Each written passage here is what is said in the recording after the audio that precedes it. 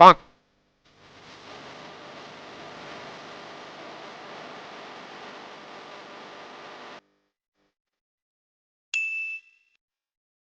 Guys, welcome to ideas of Kripa YouTube channel. இன்றைக்கி நம்ம எதை பற்றி பார்க்க போகிறோம்னு பார்த்தீங்கன்னா, இங்க் எரேசர் எப்படி செய்யணும்னு பார்க்க போகிறோம்.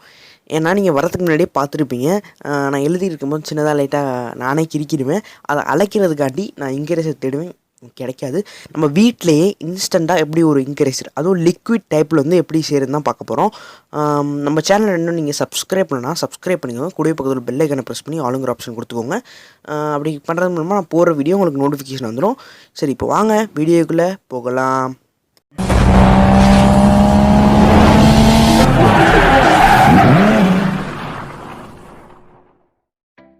செய்கிறதுக்கு வந்து நீங்கள் இந்த மாதிரி ஒரு பவுல் வந்து எடுத்துக்கோங்க. பவுல் தான் எடுக்கணும்னு கிடையாது, நீங்கள் எது வேணாலும் எடுத்துக்கலாம். அதுக்கப்புறம் ப்ளீச்சிங் பவுடர் வந்து நீங்கள் கொஞ்சம் கொட்டிக்கோங்க. இது ஏன் வந்து கட்டியாக இருக்குதுன்னு பார்த்தீங்கன்னா, இதை வச்சு நான் ஒரு எக்ஸ்பெரிமெண்ட் செஞ்சுருப்பேன். அந்த எக்ஸ்பெரிமெண்ட் நீங்கள் இன்னும் பார்க்கலன்னா மேலே கார்ட்ஸ்லேயும் கொடுக்குறேன், கீழே டிஸ்கிரிப்ஷன்லேயும் கொடுக்குறேன், போய் பார்த்துட்டு வாங்க. அதை வந்து ஓப்பன்லேயே வச்சுட்டேன், ஸோ அதனால தான் கட்டியாகிடுச்சு.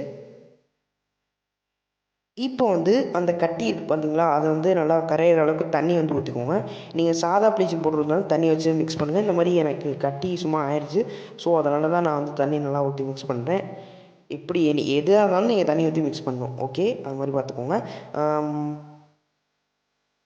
அப்புறம் வந்து பட்ஸ் வச்சு நீங்கள் இந்த மாதிரி வச்சுக்கோங்க. அவ்வளோதான், நம்மளுக்கு லிக்யூட் டைப் இங்க் எரேசர் இன்ஸ்டண்ட்டாக நம்ம வந்து ரெடி பண்ணியாச்சு.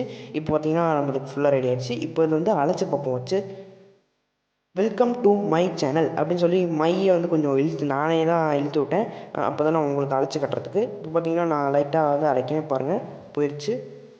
ஃபர்ஸ்ட்டு தடவை நீங்கள் வந்து அழைக்கும் போது லைட்டாக வந்து எல்லோ விஷயம் மாறும். செகண்ட் தடவை நீங்கள் வந்து வச்சு அழைக்கும் போது அது வந்து ஃபுல்லாக வந்து ஒயிட்டாக மாறிடும். இப்போ பாருங்கள், இப்போ பாருங்கள், தடமே இல்லாமல் ஆயிடுச்சு பார்த்தீங்களா. அந்த blue ink welcome to my channel அது மட்டும் தான் இருக்குது. இப்போ வந்து நம்ம இன்னொரு நிறைய எழுதுவோம். இப்போ வந்து சப்ஸ்கிரைப் அப்படின்னு வந்து எழுதிக்கிறேன். இப்போ பார்த்தீங்கன்னா கொஞ்சம் எழுத மாட்டேங்குது பார்த்தீங்கன்னா, நான் கொஞ்சம் அழிச்சதில் வந்து கொஞ்சம் இழுத்து விட்டேன். அது மேலே வந்து எழுதுறதுனால அது வந்து எழுத மாட்டேங்குது பார்த்தீங்களா. சப்ஸ்கிரைப் மை சேனல் போட்டேன், அப்புறமாட்டி சப்போர்ட் மை சேனல் அப்படின்னு சொல்லிட்டு எழுதிக்கிறேன். இப்போ பாருங்கள்,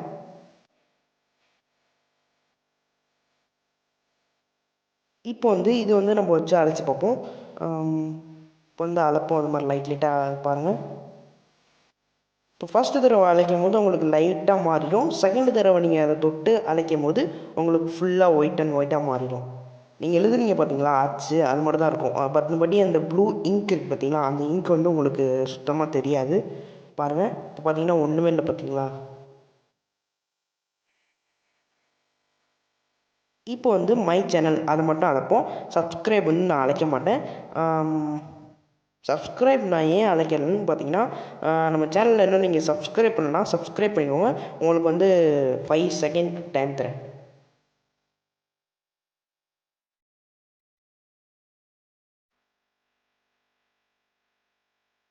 நம்ம சேனலை நீங்கள் சப்ஸ்கிரைப் பண்ணியிருப்பீங்கன்னு நினைக்கிறேன். சரி, ஓகே, எனிவே இதை வந்து நம்ம வந்து அழைச்சிடலாம்.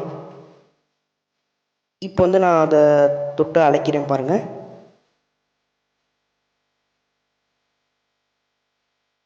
இப்போ பாருங்கள், நல்லாவே நம்மளுக்கு வந்து இது ரொம்பவே சூப்பராக வந்து ஒர்க் ஆகுது. இப்போ பாருங்கள், இது நீங்கள் ஃபஸ்ட்டு தடவை அழைக்கும் போது மறையாது. நீங்கள் ஒரு ரெண்டு தாட்டி அது ரிப்பீட்டாக செஞ்சுக்கிட்டே இருந்தீங்கன்னா ஃபுல்லாக வந்து அழைஞ்சிரும். இப்போ நான் அந்த பேஜ் பார்த்தீங்களா, எழுதுனது எல்லாத்தையும் ஃபஸ்ட்லேருந்து அழைக்கிறேன் பாருங்கள்.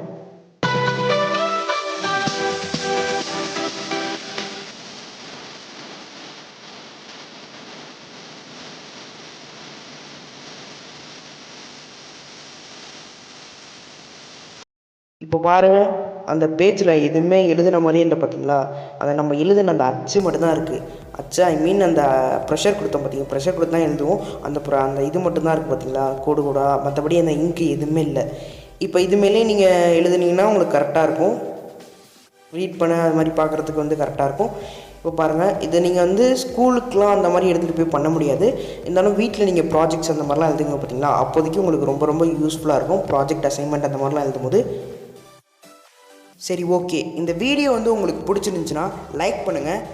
அப்படி நீங்கள் ஸ்டூடெண்ட்டாக இருந்தீங்கன்னா உங்கள் ஃப்ரெண்ட்ஸுக்கு வந்து ஷேர் பண்ணி இதை பார்க்க சொல்லுங்கள். மறக்காமல் நம்ம சேனலை சப்ஸ்கிரைப் பண்ணி பக்கத்தில் பெல் ஐக்கானை ப்ரெஸ் பண்ணிட்டீங்கன்னா நான் போடுற வீடியோ உங்களுக்கு நோட்டிஃபிகேஷனாக வந்துடும்.